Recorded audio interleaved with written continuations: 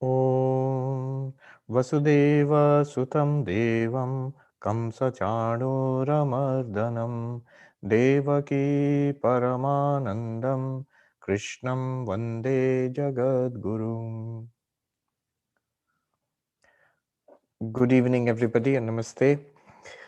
So we are studying the Bhagavad Gita, chapter 4, and we were on verse, as far as I remember, on verse number 33 we were doing. Remember that Sri Krishna had described spiritual practice as yajña. He had used the format of a Vedic fire sacrifice, but to describe all sorts of spiritual practices. Now, he concludes that section in the 33rd verse. 33rd verse. śhreyān dravya-mayād yajñāt jñāna-yajñaḥ parantapa sarvaṁ karmākhilaṁ pārtha jñāne parisamāpyate. To sacrifice through knowledge is superior to sacrifice performed with materials, O scorcher of foes. All actions in their entirety, O Partha, are comprised in knowledge. All right. Here he's making the point that the point of all of these spiritual practices is ultimately knowledge. Our whole problem is that we do not know the reality about ourselves, reality about the world, and that's the source of our problems. Shankaracharya's phrase, avidya kama karma. Avidya means ignorance. Kama means desire. Karma means action. This is the chain. Because we are ignorant of our nature. What nature? Infinite, ever-fulfilled nature. Because of that, we think, we feel that we are not fulfilled. We need things, people, activities, many things. Our happiness is dependent on external circumstances. And therefore, we engage in actions, incessant action, endless action, lifetime after lifetime of action. And the actions always have consequences. And thus, the cycle of samsara goes around. Well, it's not bad. What's wrong with it? What's wrong with it is suffering. What's wrong with it is lack of fulfillment. If it could give us happiness, if it could make you happy, make things, we are looking for fulfillment, if we got what we wanted, then there would be a point to it. But we don't get what we want. So that's the problem. And so the problem is, the solution is not to, in the world outside, not to keep changing things in the world outside through karma. It is to realize our true nature. To realize our true nature, we need knowledge, jnana, which will overcome ajnana. Or another word is vidya, knowledge, which will overcome avidya, ignorance.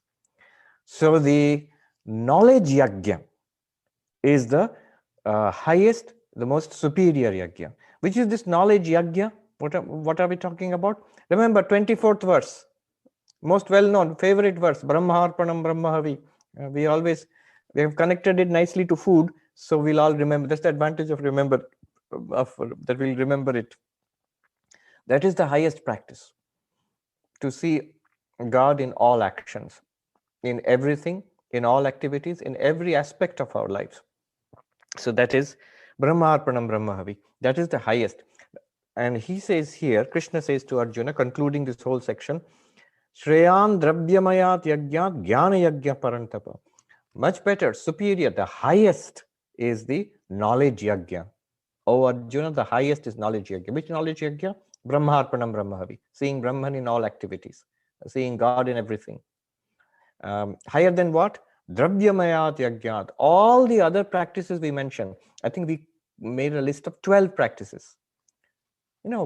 Vows of silence, or vow of austerities, then sense control, or then another one was whatever we see, hear, smell, taste, touch, we can visualize it as a yajña, as an offering, or control of food, fasting, or pranayama and yoga, or meditation. All of that without exception is inferior to the jñāna-yajña, to knowledge. Knowledge is the point of all of that. This is an important thing to be noticed. All of these practices should culminate in knowledge. This is a relationship. All of these practices have their fulfillment in knowledge. What knowledge? Aham Brahmasmi, I am Brahman. That one infinite reality everywhere, that is the fulfillment of all of these practices.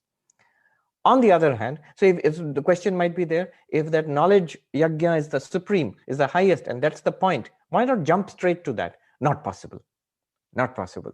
It has to be built up through all of these spiritual practices. They are necessary to perfect the instrument, to purify the instrument. Purity of the mind, chitta shuddhi. Concentration of the mind, chitta ekagrata. These are achieved through all of those practices. Suppose you say, I have enough of that. Then you are fit for the knowledge sacrifice. It will work for you. But there are very few, very rare, very few who are fit to begin with. You come equipped for all of that. It's not that such people are not there, but they are few in number. What is normally the case, it is not that you come already purified and ready for enlightenment and immediately there's enlightenment. No. It is also not the reverse case. We should spend 10, 20, 30, 40 years fasting and repeating a mantra, then only come to the Gita class. Entry for the Gita class. How many millions of times have you repeated a mantra? How many Ekadashi fasts have you done? How many pilgrimages have you gone? How many dips have you taken in the Ganga? Show me your total your track record. Then only you'll be admitted to Gita class. It will never work that way. All of it has to go together. Our spiritual practices, at the core of which should be this Vedantic inquiry. Not just Bhagavad Gita, Gita, Upanishads, all of it. The Vedantic inquiry designed to generate that knowledge, that flash of awareness, which will liberate us. So the purpose of all spiritual practices, all the spiritual practices, Krishna calls dravya-mayād. Dravya means material. So the spiritual practice is conducted with a variety of materials. Usually the Vedic fire sacrifice was conducted with materials. You had to have an altar, you had to have offerings, you had to have a fire, a priest. All of that was necessary. Money was necessary to conduct those things. So that's the paradigm Krishna is taking. But every other practice, all of these practices we can put under the label karma yoga. All our religious practices, all our secular practices must ultimately be streamlined, pointed towards enlightenment. That's the point of everything. Then he makes a very beautiful, poetic, grand statement. Sarvaṁ karmākhilaṁ pārtha jñāne parisamāpyate. Very profound sentence. Oh Arjuna, he says, after all, everything that we do in life, all our lives, all our experiences culminate in one thing only, knowledge. So, Swami Vivekananda starts his Karma Yoga book with the first sentence says, the point of all karma activity is not enjoyment in life, the point is knowledge. Aurobindo says life itself is yoga. You do it deliberately. If you do spiritual practices deliberately, you can call yourself, I am a yogi, I'm a spiritual seeker. If you don't do it, you just live life. You say, I'm just living my life. But that living life is also yoga in the sense that ultimately it will lead us towards enlightenment. The only difference is if we do it consciously, deliberately, wisely, the path is shortened. Our lives, even from right now onwards, it will be blessed. You will have strength, peace, sense of purpose and direction in life. If we don't do it, if we chase other things or simply float along on the stream of life, then we'll be frustrated, unhappy, meaninglessness, emptiness in life will be there.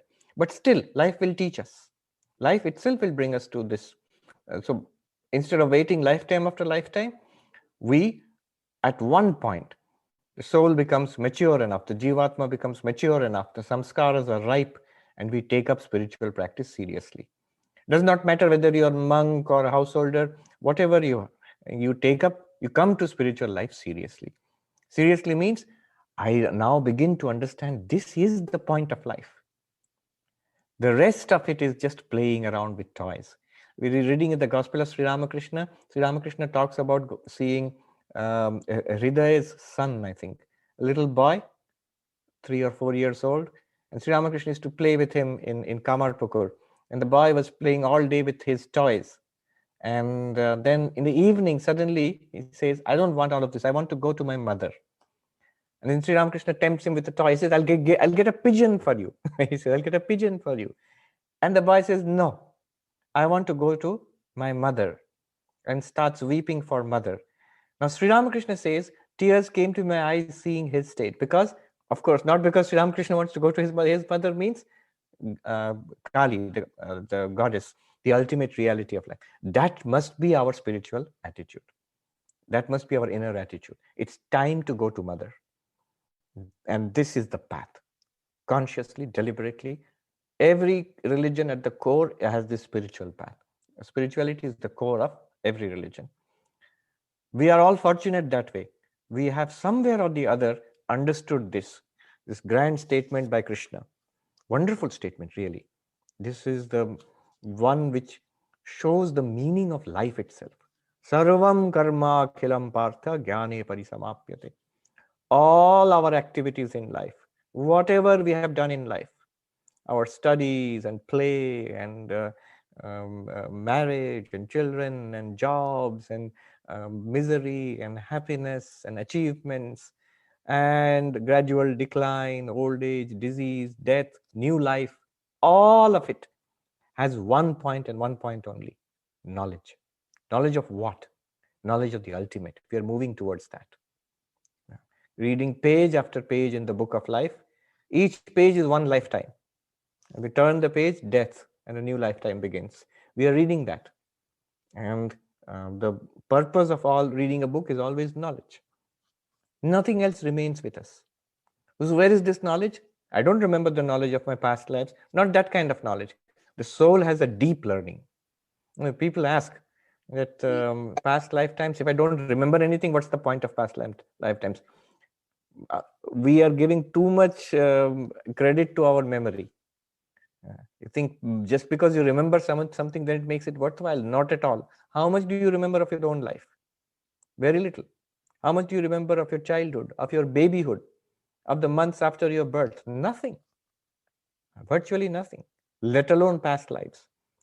Now, notice, I may have made mistakes. I remember it all. Does it prevent me from committing mistakes? Not necessarily.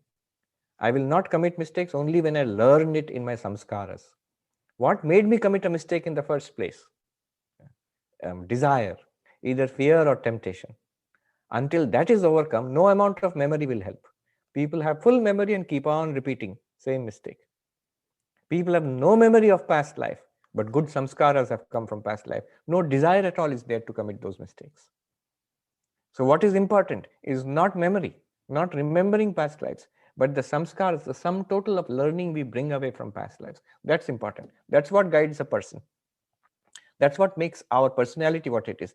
That's not what makes you. You are the Atman, but our personality is made by that.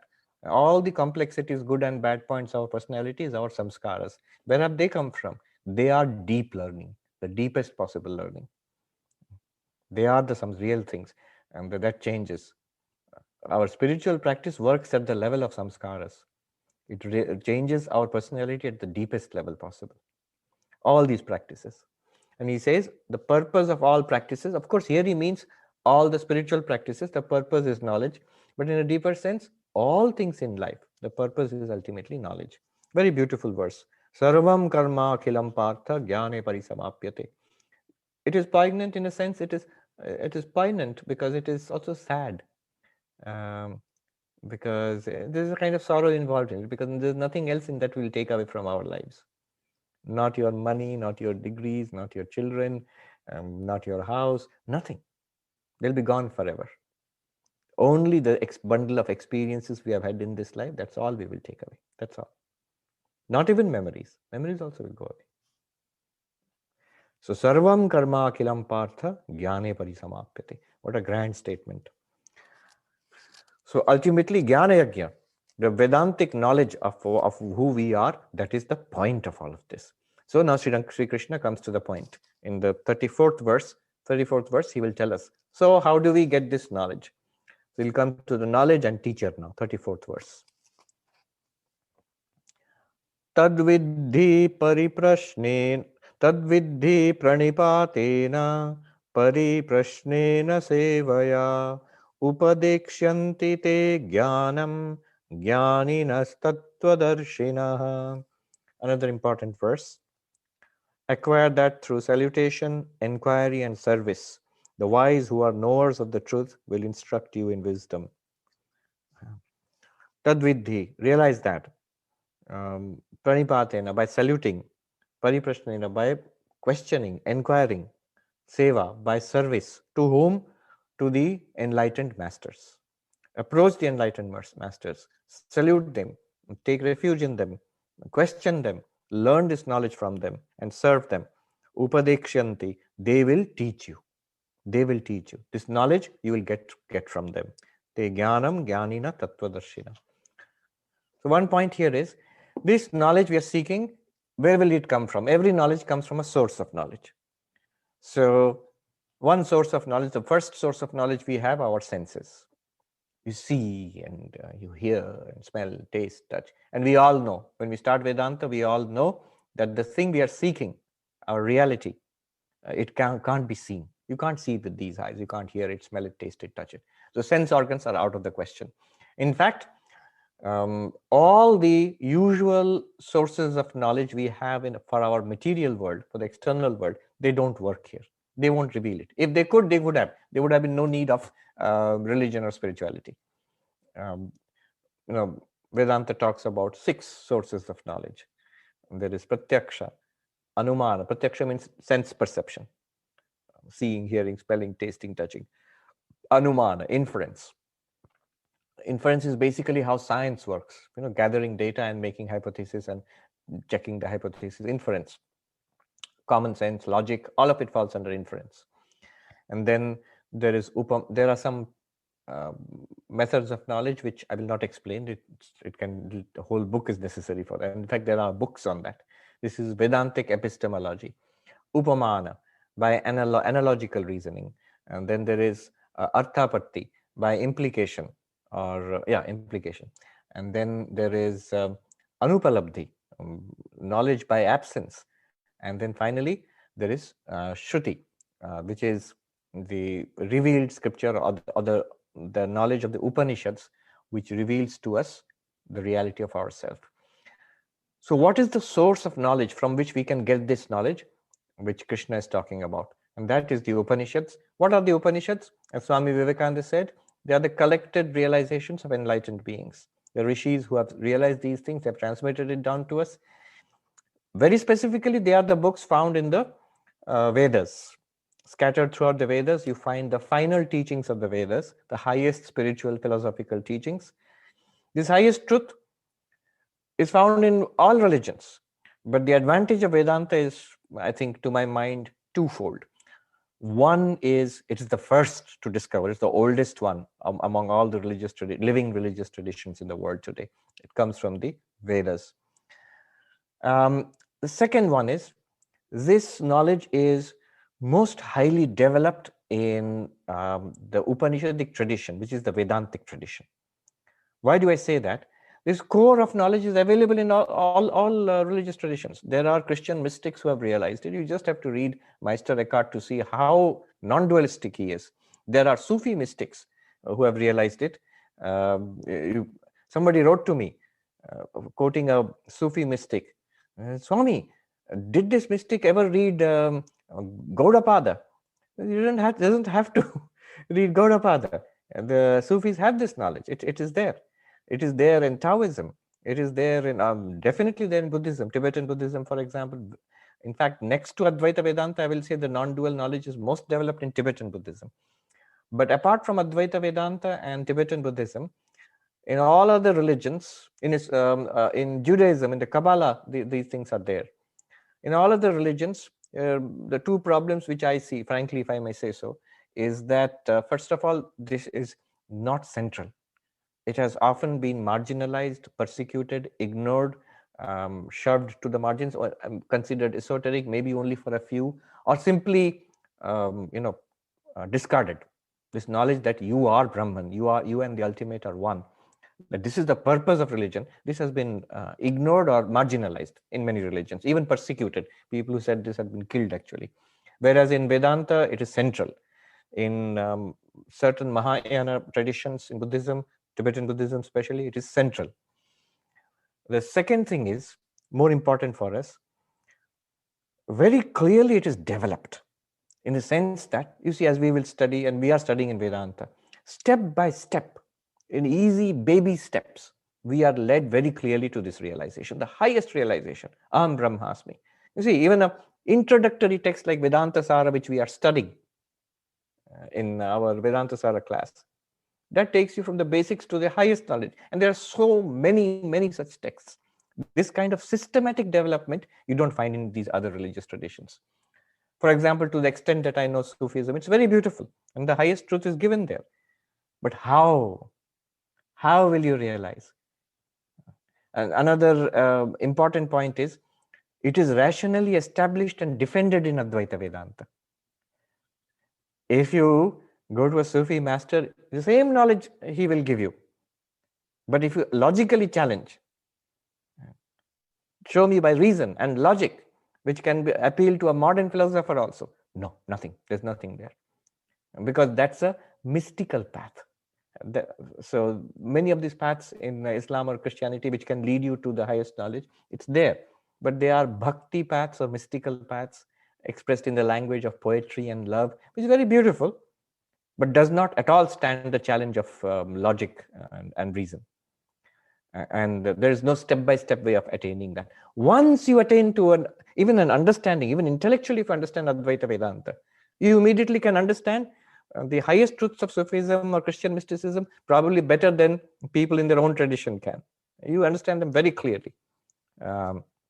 One rabbi, I was talking to a very learned rabbi. He had visited India. I was talking with him, and I said something about a central truth of Judaism. And then I said, of course, I don't want to sound patronizing, but it's just our take, our understanding of what is there in your scripture. And then he said something interesting. He said, no, it could very well be that your understanding might actually be a better and a superior understanding than our understanding. If you're coming from a much higher perspective, a more developed philosophical system, you may actually understand these truths better than we do. Who knows? So that's that.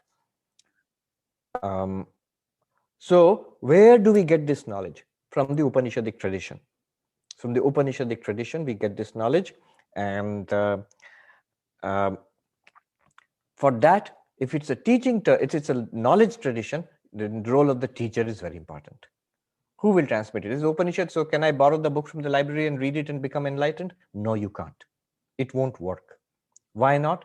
Because it's a very subtle kind of thing. Even to learn difficult subjects, you need teachers in this world. You want to learn advanced physics, you need a teacher. You need a course.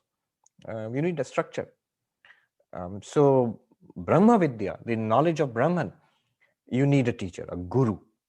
So you need to approach a teacher who will transmit this knowledge. And there is an unbroken lineage of teachers. The lineage of teachers is very important. This is called parampara. So that's why not only in Advaita Vedanta, in most Eastern traditions, and in fact, the core mystical traditions in Judaism and Islam, there's always this idea of teachers. The whole idea of the Catholic Church is that it's an unbroken descent of power from Jesus Christ through the church. That's the idea behind the lineage of popes in the Catholic Church. Similarly, parampara or sampradaya, it's very important in spirituality. Not only Vedanta, all of Eastern spirituality, basically.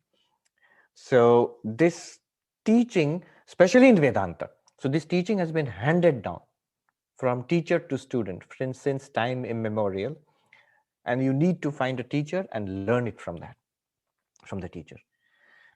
Then it can work then. A couple of points. Teachers are of various kinds. So guru, in our tradition, the way we look at it, guru is the highest, but in our tradition, guru is the one who gives mantra diksha. That's a different thing. That's your direct connection with God. It's a spiritual practice, a mystical practice. So the guru is a diksha guru. The mantra diksha will be given by a guru who gives you a mantra and tells you this is the form of God in which you have to worship, how to meditate. This is the mantra you have to repeat, and then you have to practice it. That does a huge amount of work. It purifies the mind, concentrates the mind, makes it absolutely ready. But that's not the kind of teacher he is talking about here. What he is talking about here is a different kind of teacher, which is an acharya.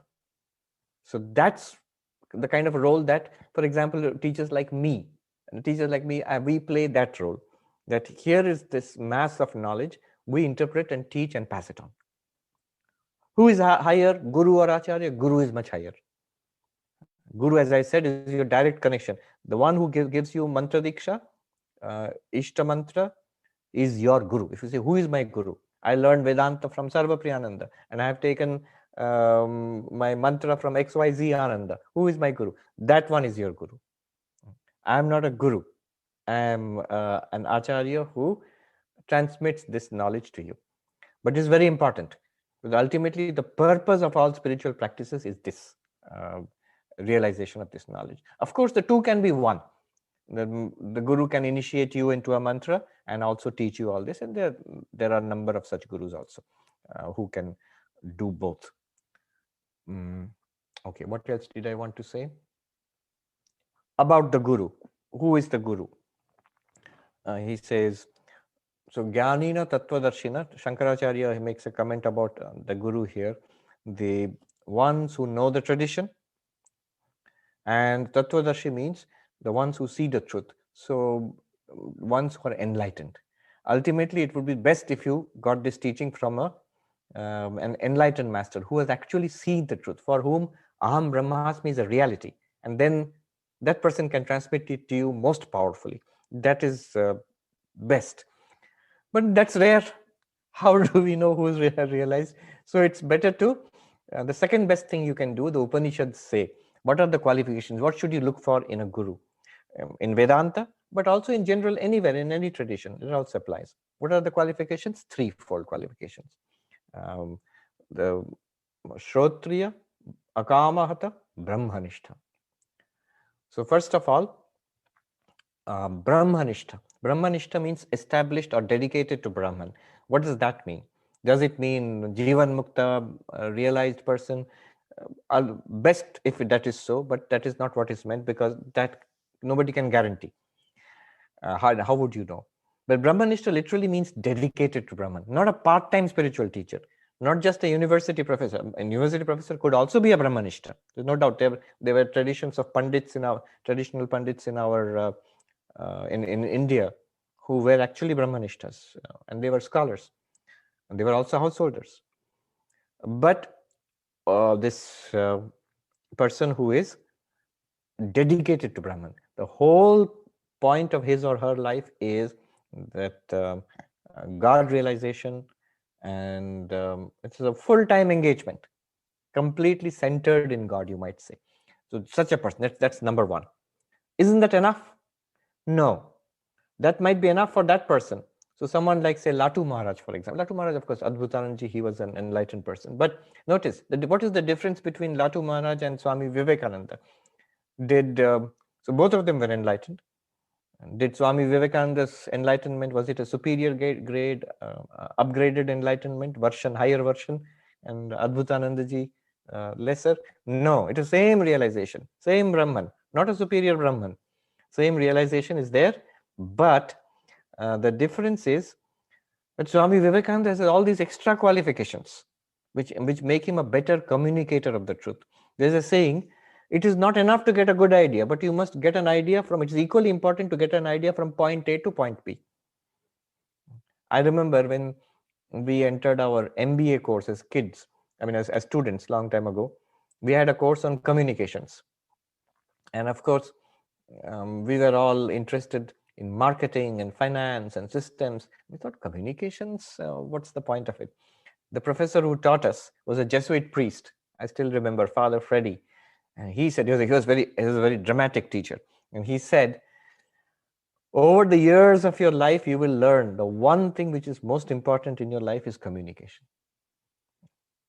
How do you communicate with others? And even more important, how do you communicate with yourself? And you say that's what you learn. All these other things you can learn in life, they'll be useful. Most important in your life, in your personal life, your family life, in your professional life, is communication. How to get one idea from point A to point B. So, not only Brahmanishta, but Shrotriya, a master of tradition, a master of the tradition. Which tradition? The tradition into which you are entering. So the person must have mastered so for example, in Vedanta, must have mastered the Advaita Vedanta tradition, must know so when he's going to teach Upanishads, must have studied Upanishads systematically, must have studied Brahma Sutra systematically. Not only that, must be empowered, must be initiated and empowered. He says, Swami, now tell us, now you are in trouble. You talked about this, please tell us about your lineage and tradition and your empowerment and initiation. So I am initiated by Swami Bhuteshanandaji Maharaj, who was the 12th president of our order. Then I was initiated into Brahmacharya, the vows of a monastic novice, by Swami Ranganathanji Maharaj, the 13th president of our order. And finally into the vows of sannyasa, monasticism, in our monastic order by Swami Ranganathanji Maharaj. And this monastic order traces its way back through Sri Ramakrishna, to his Guru Totapuri, back to Shankaracharya, through Shankaracharya back to Gaudapada, and back to the rishis of the Upanishads. So it's an unbroken line of teaching. So you can see traditionally which order, which matha, which amnaya, these are the things which we belong to. So you can check. This is the credentials of this person. And as a monk of the 10 orders of non-dualistic monks, as an acharya for monastic novices, this person has some credentials to teach. So this is the Shrotriya, versed or Shruti, versed in the Shrutis, versed in the scriptural tradition, therefore can communicate.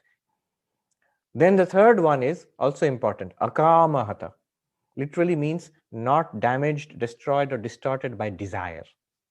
Has the teacher got some other desire? Leader of a cult, wants to make $1 million, wants to fight an election and get all your votes. No. Is not power seeking, is not wealth seeking, is not fame seeking. The only thing that person should get out of the whole process is the person should be able to transmit this knowledge, and the happiness of the person is that students learn and get spiritually benefited and ultimately enlightened. That's the only thing, only motive allowable for the teacher, nothing else. So akamahata, literally not damaged by desire or distorted by desire. Shrotriya, well versed in the tradition which is supposed to be transmitted.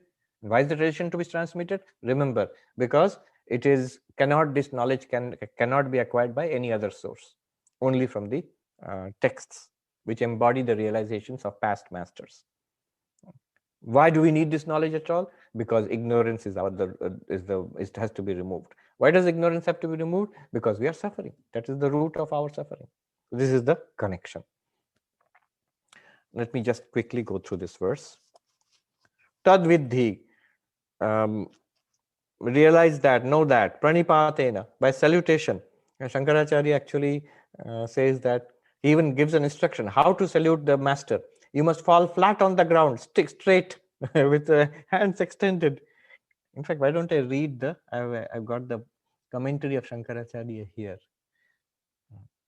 So it's very nice to read the original text, 1400 years ago, written by Adi Shankaracharya. He's commenting on this verse. Tad viddhi vijanihi, know this, realize this. Yena vidhina prapyate, by what way can we get this knowledge? Acharyan avigamya, approach the teacher, the master. So notice, he actually uses the word acharya here. Approach the acharya.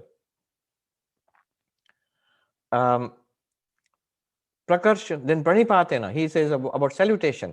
Prakarshena nichaihi patanam praṇipātaha dirgha namaskaraha.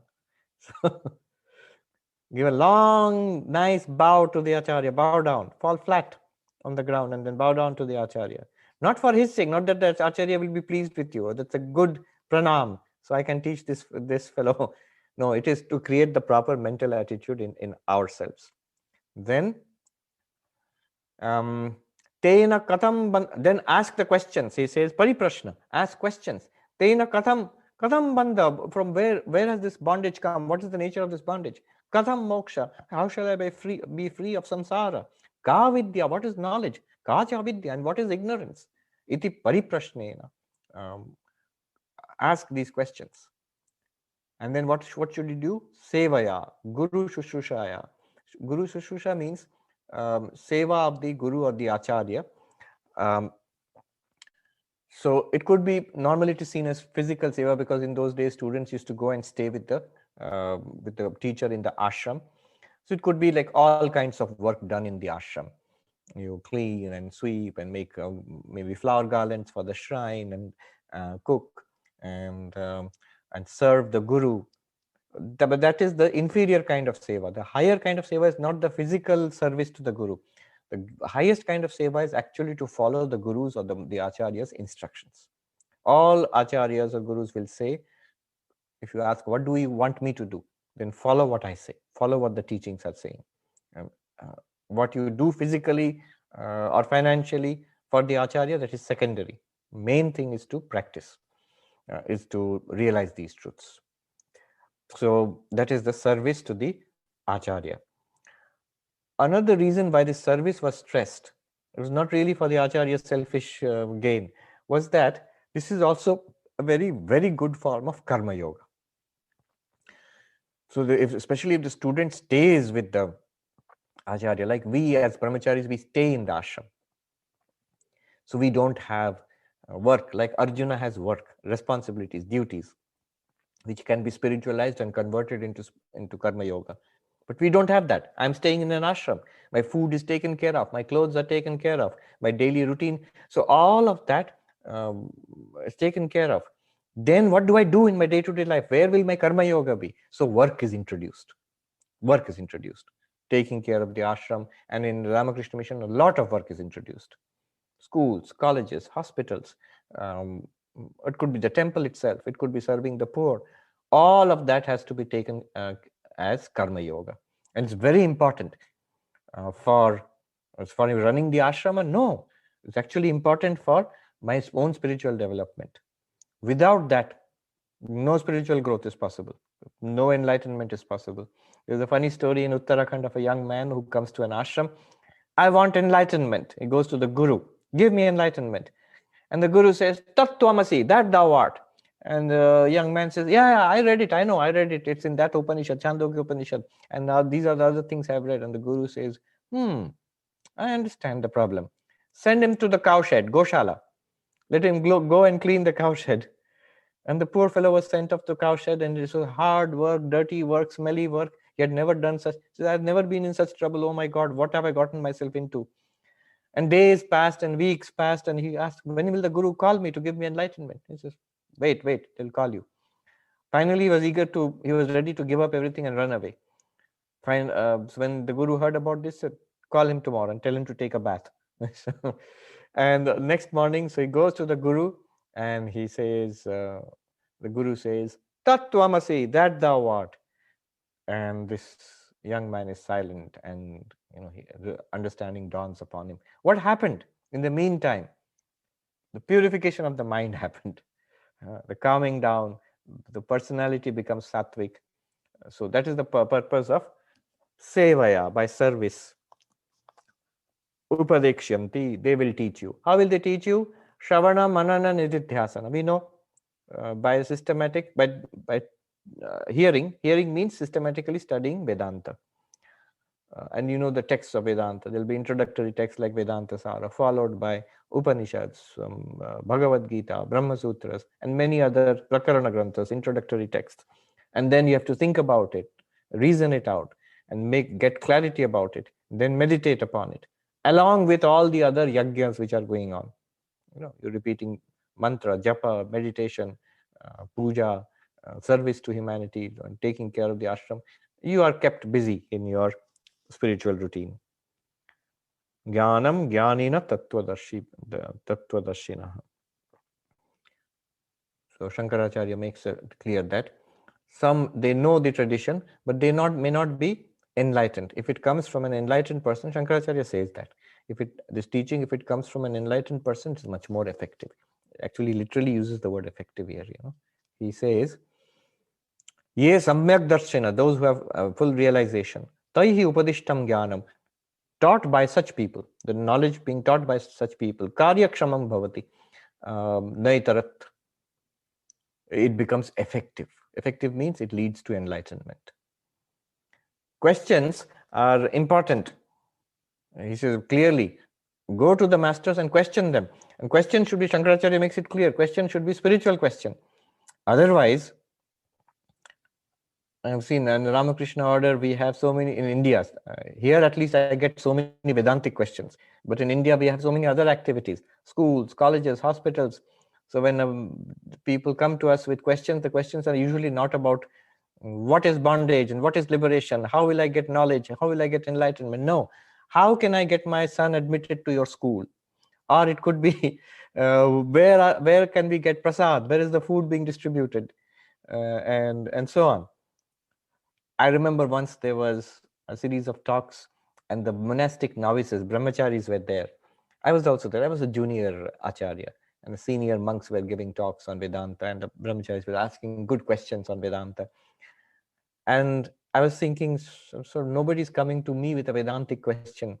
So suddenly one brahmachari came up. Swami, I have a question for you. This was after the talks.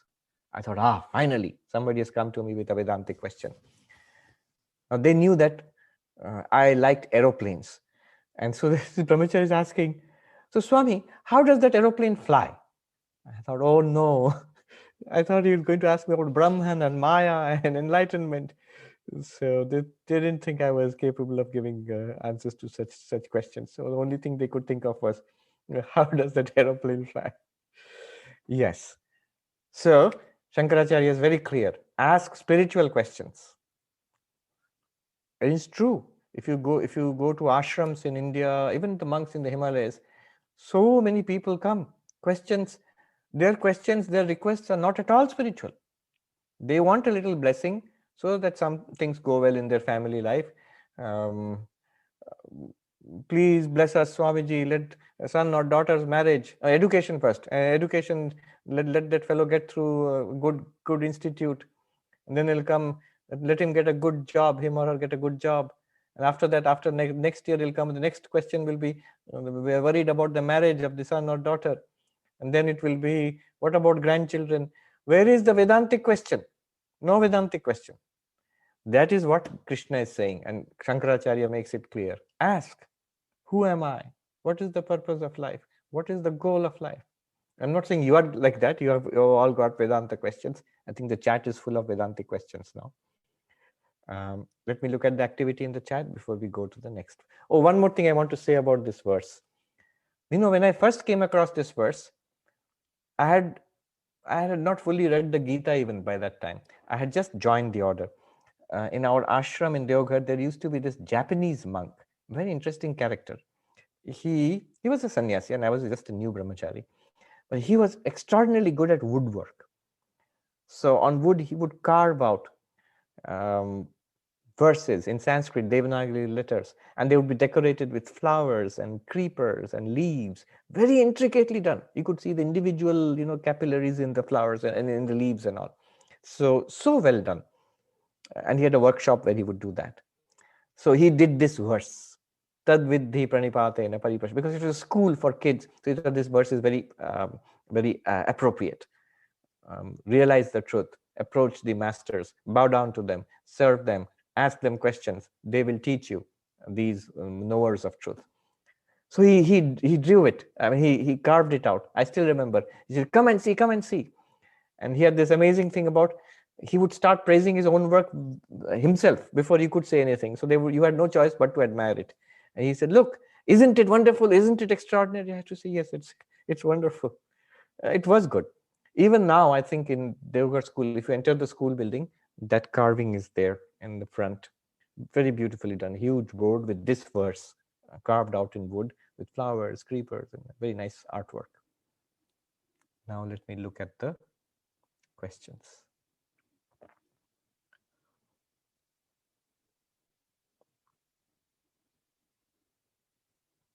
Um,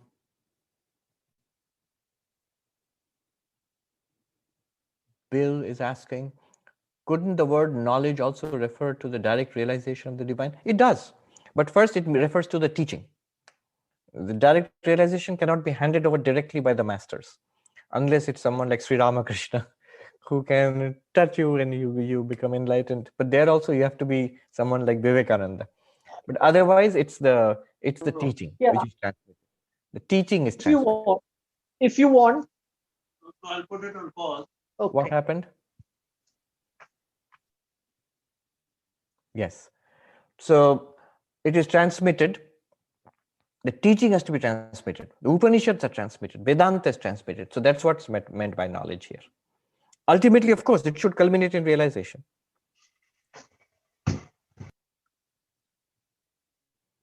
One Buddhist teacher put it well. The Buddha is the doctor, but the Dhamma which the Buddha teaches is the medicine. What cures you? Vaccine will cure you, or vaccine will protect you. Medicine will cure you. Not the doctor directly, but the doctor can tell you what vaccine to take, what medicine to take. So the teacher will give the medicine to you, but the medicine itself is the teaching which leads to release from samsara. Gabriel says, even the Bible says, love thy neighbor as thyself. So in addition to knowledge, isn't it all about love as well? Yes, that's true. But the thing is, why is this knowledge necessary? Just say love everybody, be compassionate, be nice to everybody. For that, you don't need all of this. You don't need endless meditation and breathing techniques and monks and nuns. And if you just have to love and be nice to each other, be kind to each other. I know that's the kind of spirituality which, or the kind of new age thinking. It's the age effect of new age thinking, that be nice, be compassionate, everything will be all right. It won't. It'll lead from misery to misery. It doesn't work that way. Ultimately, there's a root problem to all of this. But isn't it all about love ultimately? In an ultimate sense, yes, because once you become enlightened, once the truth is revealed to you, you will become all loving. So love is very deep, actually. Compassion and love are very, very deep spiritual qualities. They are the manifestations of the truth. But you must realize the truth. That's why the truth is stressed. Even the Bible, you know the truth and the truth shall set you free. It does not say be nice and being nice sets you free. It's important to be nice. It's important to be loving. If I'm cruel, if I'm complicated, if I'm devious, deceptive, no spirituality is possible. You have to be a good person. Character is necessary. Good conduct and good relations with others and being nice to others is necessary. Without that, you cannot be spiritual. But that's not at all enough.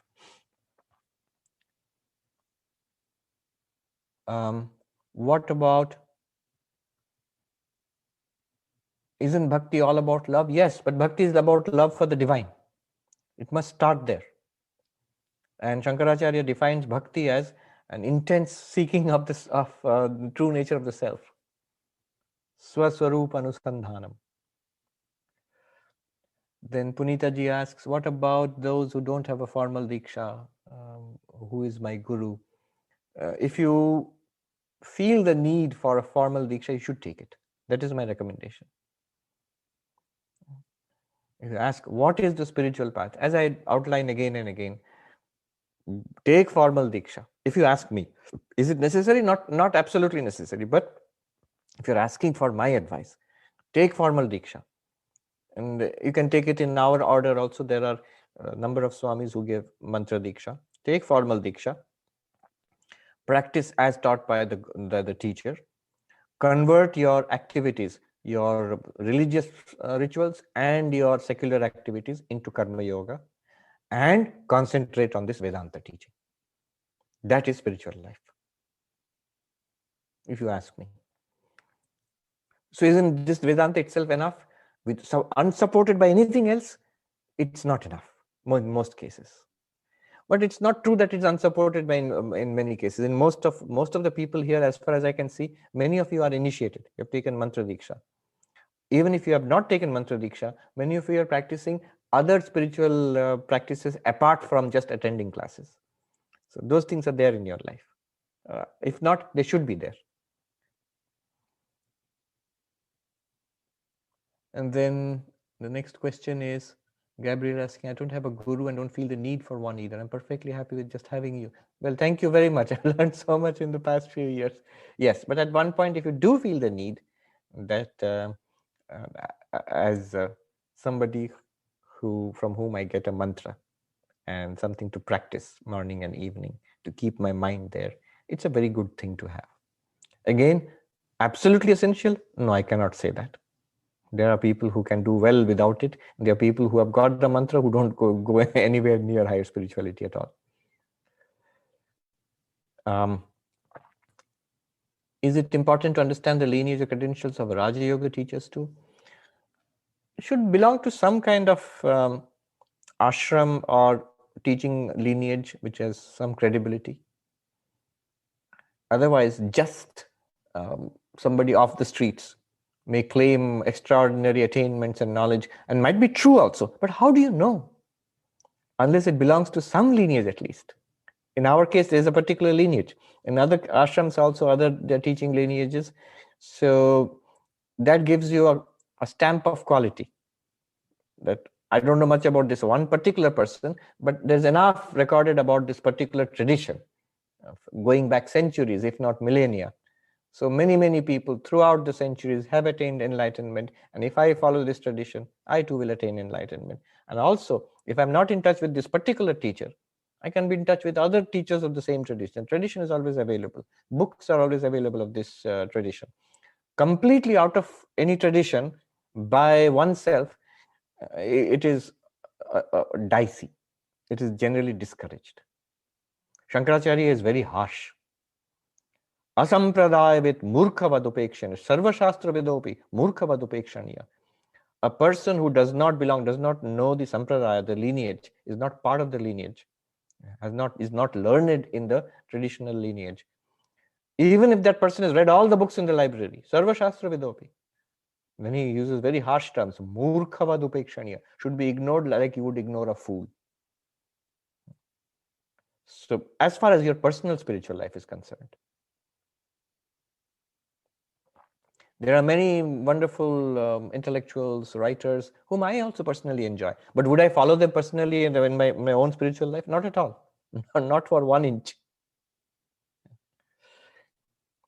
Then I also believe karma yoga is not possible without love. Knowledge and love for humanity have to go on hand in hand. Yes, knowledge and love for humankind have to go hand in hand. More precisely, knowledge and love for the divine through humanity. In general, knowledge and love for humanity is a vague term. If you have love for the divine in humanity, God in all human beings, in all living beings, it should be focused that way. Then Thakur was very unbiased. He learned from many spiritual masters. But why does lineage come from Totapuri? Our lineage comes from Totapuri. Thakur learned from many. Remember, Thakur was an avatar, and especially an avatar of Dharma Samanvaya, the harmony of religions. So he was extraordinary in that way, that many lineages flowed through him. He had a Tantric lineage. He had a Vaishnava lineage. He had obviously a Shakta lineage. He was initiated, first of all, by a Pandit who gave him a Kali mantra. He had a Ramachandra lineage through his own family, and a Vedantic lineage through Totapuri. He learned Islam, he learned Christianity, Sufi Islam, and he learned Christianity and practiced them. So he belonged to all of these lineages, and all of these lineages flowed through him. But he was an avatar, incarnation. Then the question is, why only Totapuri lineage are you talking about? I'm talking about us, about me in particular, but us. Us means the Ramakrishna Mission monks. So professor of Duke University, once she was writing a book on South Asian religion. And so she asked me, why do you Ramakrishna Mission monks keep stressing Vedanta, Advaita Vedanta so much? Sri Ramakrishna was a Vaishnava, he was a Tantric. So why not all of those things? I said, well, first of all, are we stressing it too much? There's always a debate among our monks that one group of monks would say, we are not stressing it enough. It should be more stressed, the Advaitic aspect. And others say, of course, you're stressing it too much. But why? Why do you do this? Because we are Advaitins.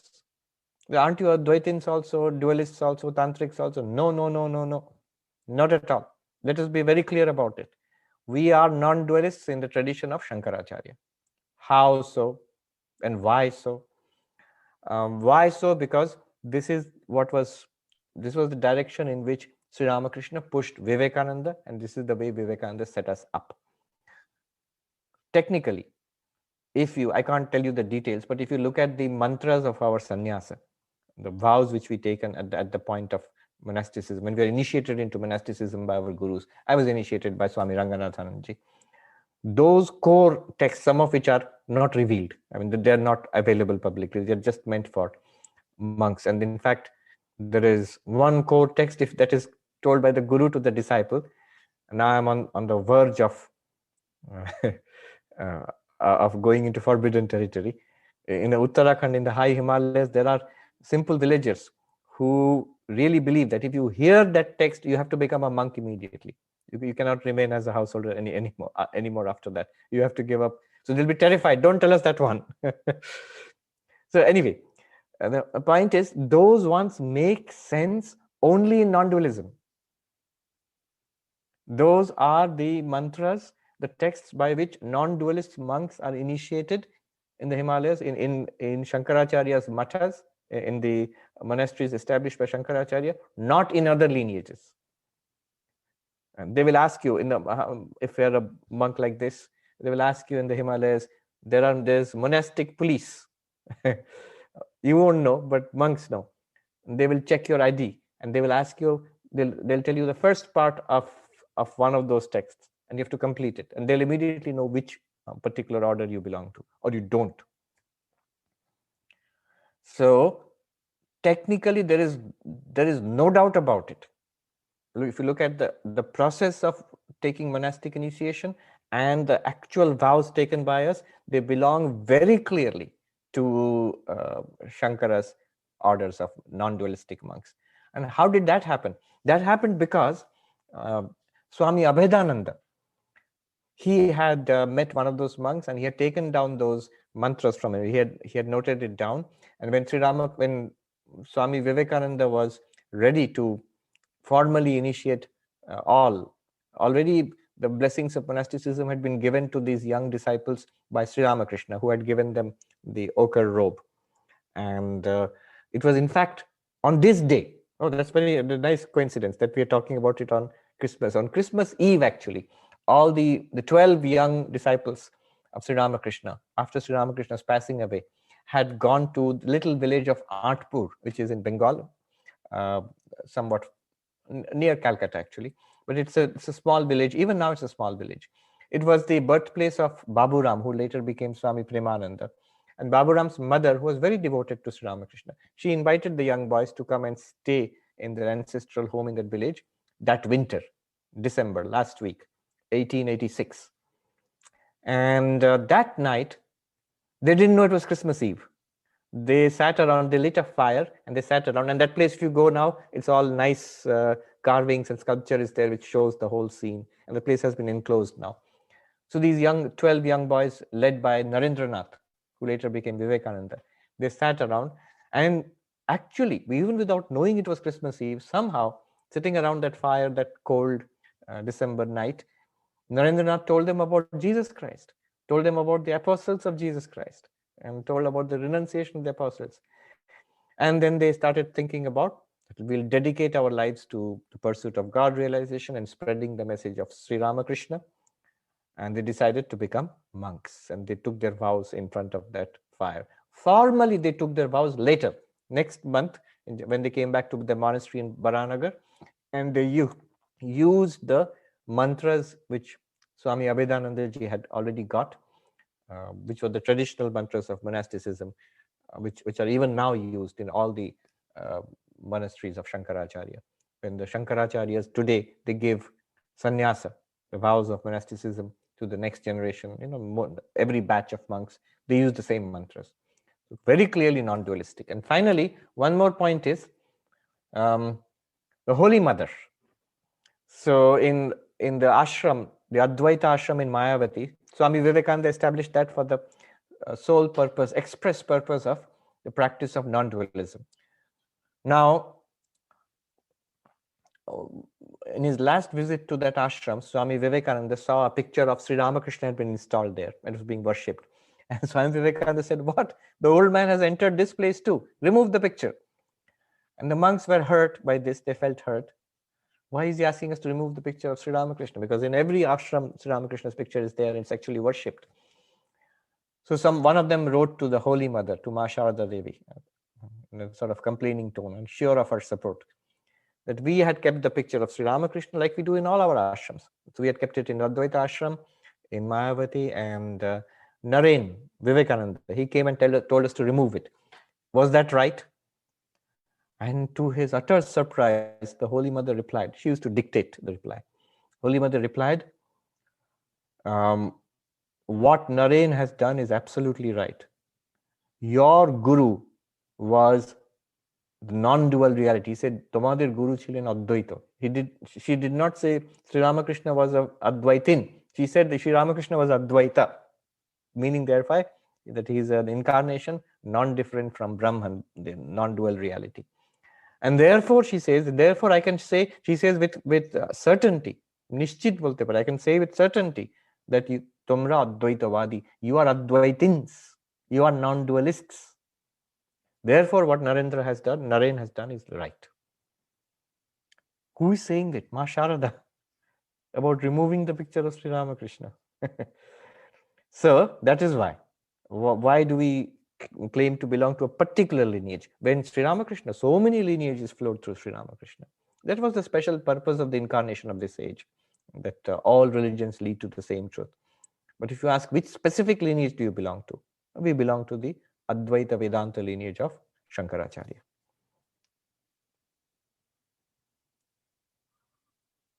Pranam Maharaj, Rama is asking if we have a mantra and we've been doing meditation for several years with the mantra, do we still need a guru to give you a mantra? No, not necessary. If you have a mantra and you're practicing it, you should go on practicing it. In fact, if you go to a guru from our order and you say that I've been practicing a mantra and now I want to take a mantra from him, they'll generally say no.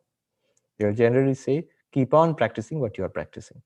If you have got a mantra in a family tradition, many Hindus have family traditions, or many Hindus have been initiated by other gurus. Very good. You should go any mantra which you have been initiated by a guru. It is the mantra of God. Why will it not work? The whole point is to repeat that, practice it, so that the mind is concentrated. Of course, there's a whole path in that. There will be the vision of the Ishta Devata and so on. That's a big topic.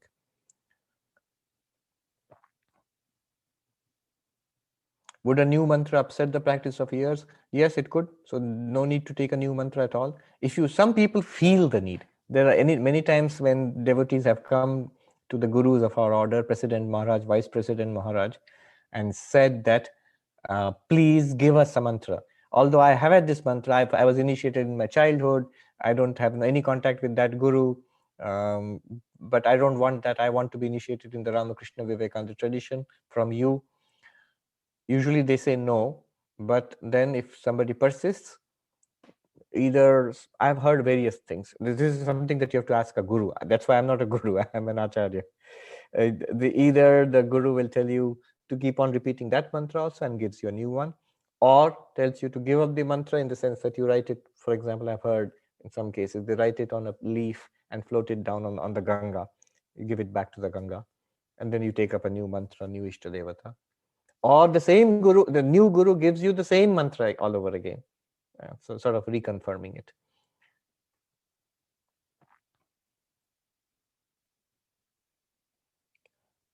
Ramya is asking, how do we know that we are doing karma yoga right? Yes.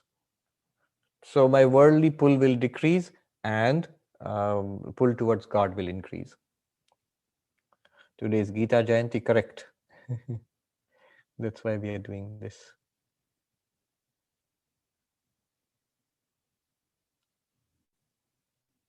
Jesus said, my Father and I are one.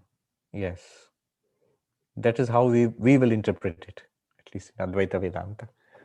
I think we'll stop here. We've already gone beyond time. Let us see the Somebody has raised a hand. Anandi?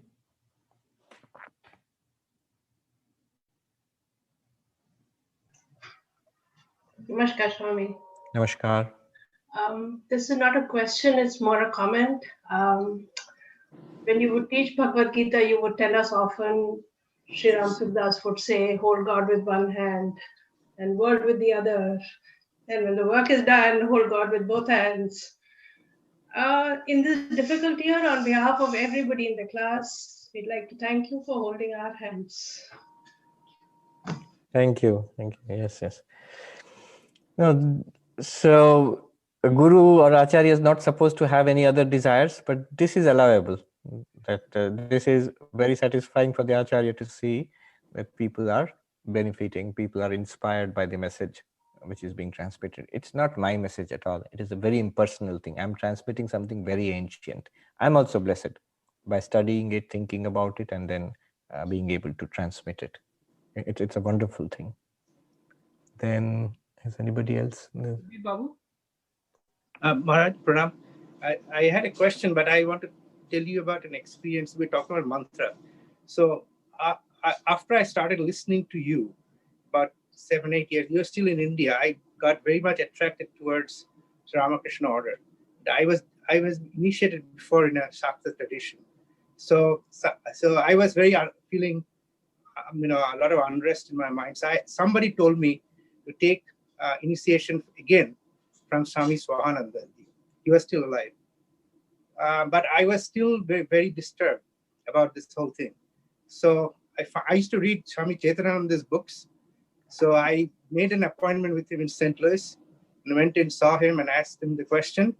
And he said, definitely not.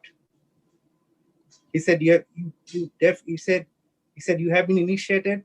Definitely not. And what his advice was, make your house a temple.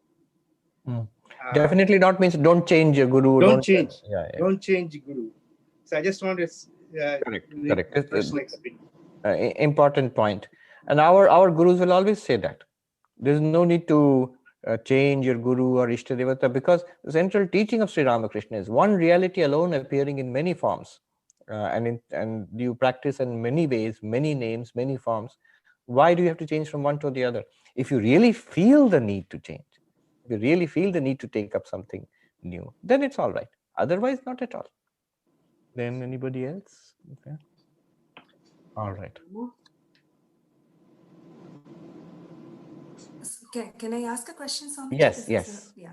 So the question I have is, how do I'm struggling with this. How do I differentiate between a desire and a duty? Especially in a family situation, when you have children, you're wanting them to do certain things. I'm not really able to understand whether that's stemming out of my desire or whether it's my responsibility. Don't worry too much about it. Don't worry too much about it. As parents, you're always well-wishers for the children. So do the best that you can. Whatever you do as a parent, it is generally for the welfare of the child, and that's really part of your duty as well as you can. But the duty also has, duty is very easy to do as karma yoga because it's like doing a puja. It's something that I have to do. Now I mentally offer it to the Lord. Desire, you'll see very clearly that I have a personal angle in this. Duty is, let me do it. After that, the result is up to God. My part was to do it. My part was to say these things. My part was to guide the children in these ways. After that, what happens is up to the Lord. But if I'm very concerned about what is happening and the child should be like this and not like that, that is a personal desire, of course. Thank you. All right. I had a small announcement. Jayant reminded me. So Jayant, the talk is at 7:30 tomorrow, isn't it? Oh, yes, ma'am. 7:30 p.m. Yes, Eastern Standard. Yes, 7:30 p.m. Eastern Time. So Rabbi Ben Spratt, with whom you are already acquainted, we talked about the mystical traditions in Islam, Judaism, Christianity. In Judaism, the Kabbalah traditions, he's an expert. So he's going to speak tomorrow at 7:30 in our Vedanta Society guest lecture series. So do join us tomorrow at 7:30. Once again, happy Christmas to everybody. Namaskar and stay safe. Thank you. Om Shanti Shanti Shanti. Harihi Om Tat Sat.